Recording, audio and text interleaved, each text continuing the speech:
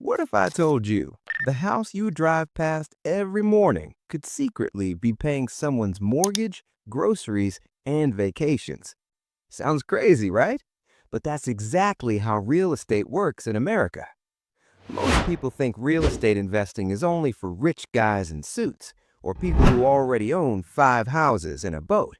But here's the truth nobody tells you. You don't need to be rich to invest in real estate. You need to be smart before you start. And today, I'm going to break down exactly how real estate investing works in the US, step by step, in plain English. No boring jargon, no fake expert hype. So if you've ever thought, man, I should have bought a house years ago, stick with me because this video might change how you see money forever. Method 1. What real estate investing really is. Let's keep this simple.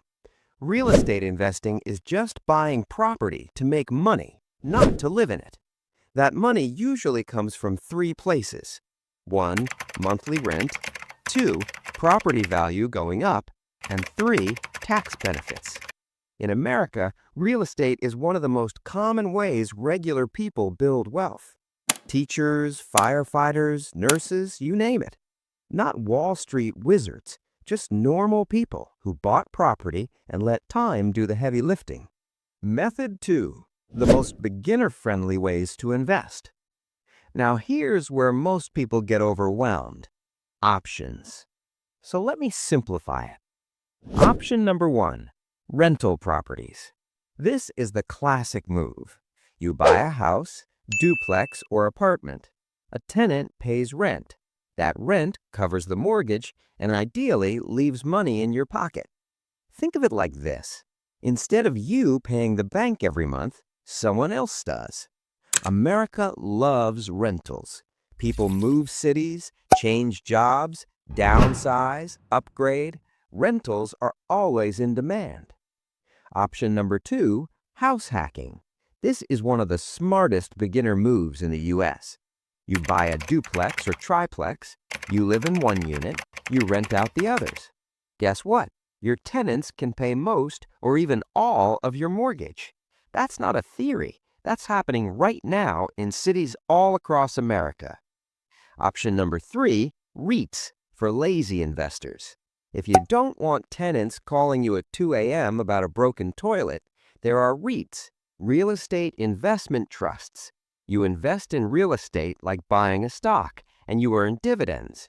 No landlords, no keys, no stress. Not as powerful as owning property, but a great entry point. Method 3. How much money do you actually need? Here's a myth that needs to die. You need $100,000 to start investing in real estate. Nope. In the U.S., there are FHA loans with as little as 3.5% down, first-time buyer programs, VA loans for veterans, 0% down. Some people start with less money than they spent on their car. The real down payment isn't cash, it's education and confidence. Most people don't fail because they lack money. They fail because they never start. Method 4. The biggest mistakes beginners make. Let me save you some pain. Mistake number 1. Waiting for the perfect time. Spoiler alert, there is none. Mistake number 2. Buying with emotion. If you fall in love with a property, you'll overpay. This is investing, not dating. Mistake number 3. Ignoring cash flow. If the numbers don't make sense on paper, they won't magically work in real life. Smart investors buy with calculators, not vibes. Conclusion. Here's the bottom line. Real estate in America isn't about getting rich overnight. It's about building freedom slowly but surely. One property can turn into 2.